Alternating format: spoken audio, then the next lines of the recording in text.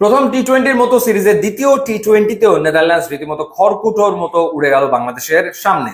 103 রানে all out হয়ে যাওয়ার পর বাংলাদেশ এই রানটা তাড়া করে ফেলেছে 13 ওভারে। প্রথম টি-20তে যেরকম 13 ওভারে ম্যাচ শেষ করে দিয়েছিল এবং 8 উইকেটে জিতেছিল, দ্বিতীয় টি-20তেও বাংলাদেশ ম্যাচ শেষ করে দিয়েছে 13.1 ওভার এবং 9 উইকেটে ম্যাচটা জিতে নিয়েছে, যার ফলে বাংলাদেশ টানা 3টা সিরিজ জিতল, শ্রীলঙ্কার বিপক্ষে, পাকিস্তানের বিপক্ষে এবং নেদারল্যান্ডসের বিপক্ষে। কিন্তু কথা হলো যে নেদারল্যান্ডসের বিপক্ষে মূলত এই সিরিজটা বাংলাদেশ কেন খেলছে এশিয়া কাপের প্রিপারেশন নেওয়ার জন্য, প্রস্তুতি নেওয়ার জন্য মূলত নেদারল্যান্ডসের বিপক্ষে এই সিরিজটা আয়োজন করা হয়েছে।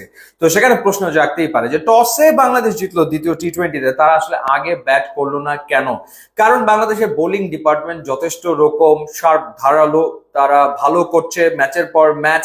সুতরাং মূলত প্রিপারেশনটা তো আসলে নেওয়া দরকার ব্যাটারদের, কারণ বাংলাদেশ স্ট্রাগল করে বড় আসরগুলোতে ব্যাটিং এ। তো সেই জায়গাটাতে সুযোগ তো ছিল নেদারল্যান্ডসের বিপক্ষে দ্বিতীয় টি-20তে টসে জিতে প্রথমে ব্যাট করার, কিন্তু সেই সিদ্ধান্তটা টিম ম্যানেজমেন্ট নেয়নি, তারা প্রথমে ফিল্ডিং করার সিদ্ধান্ত নিয়েছে।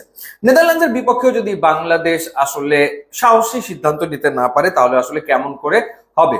বোলাররা ভালো করছে, দুটো চেঞ্জ ছিল, নাসুম আহমেদকে প্লেইং 11-এ আনা হয়েছে, তানজিম হাসান সাকিবকে ইনক্লুড করা হয়েছে, রিশাদকে ড্রপ করা হয়েছে, শরীফকে ড্রপ করা হয়েছে এবং নাসুম আহমেদ তিনি প্রথম ওভার ডাবল উইকেট নিয়েছেন, দুটো উইকেট নিয়েছেন। ওভারঅল নাসুম আহমেদ 4 ওভারে 21 রানে 3 উইকেট নিয়েছেন, মুস্তাফিজুর রহমান তিনি নিয়েছেন 3 ওভারে 18 রানে 2 উইকেট, একটা করে উইকেট নিয়েছেন তানজিম হাসান সাকিব এবং শেখ মাহদি, এবং 103 রানে গুটিয়ে গেছেন নেদারল্যান্ড। সো এরপরে আসলে ব্যাটিং এ আর কতটাই বা মানে প্র্যাকটিসের সুযোগ ছিল। তারপরে তানজিদ হাসান তামিম তার ক্যারিয়ারের ষষ্ঠ টি-20 তুলে নিয়েছেন এবং তিনি 40 বলে 54 রান করে অপরাজিত ছিলেন, যেখানে তিনি 4টা চার, 2টো ছক্কা মেরেছেন এবং পারভেজ হোসেন ইমন তিনি করেছেন 23 রান। বাংলাদেশের ওপেনাররা ধারাবাহিকভাবেই রান করছে, কেউ না কেউ রান করছে, যেটা একটা দারুণ ব্যাপার। দলের স্ট্রেংথের জায়গা, পজিটিভ দিক, পাওয়ার প্লেতে তারা একটা ভালো শুরু এনে দেয় এবং আগের ম্যাচে লিটন কুমার দাস 50 করার পর এই ম্যাচে 18 বলে 18 রান করে তিনি অপরাজিত থেকে গেছেন। সো ব্যাটিং এ আসলে আর কি তেমন কিছু আসলে নেই।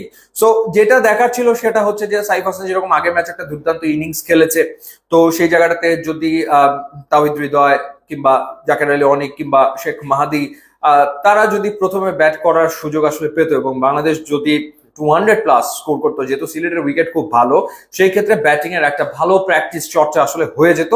কিন্তু সেই সুযোগটা আসলে আমার মনে হয় যে হাতছাড়া করলো বাংলাদেশের team management.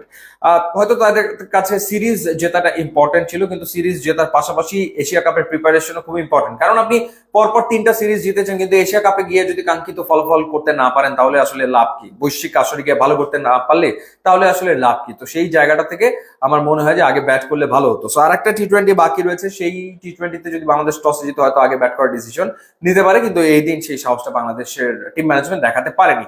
So overall good cricket, ভালো ক্রিকেট বাংলাদেশ খেলেছে এবং নেদারল্যান্ডসকে তারা হারিয়েছে এবং সবশেষ যে 6টা টি-20 সিরিজ বাংলাদেশ খেলে এর ভিতরে 4টাতেই জিতেছে এবং টি-20তে মোটামুটি ভাবে কিন্তু বেশ ভালো রেজাল্ট ধারাবাহিকভাবে আসলে আসছে। ইউটিউব, ইনস্টাগ্রাম লিঙ্ক আছে, আপনারা যোগ দিলে খুবই খুশি হবে। And thanks for watching.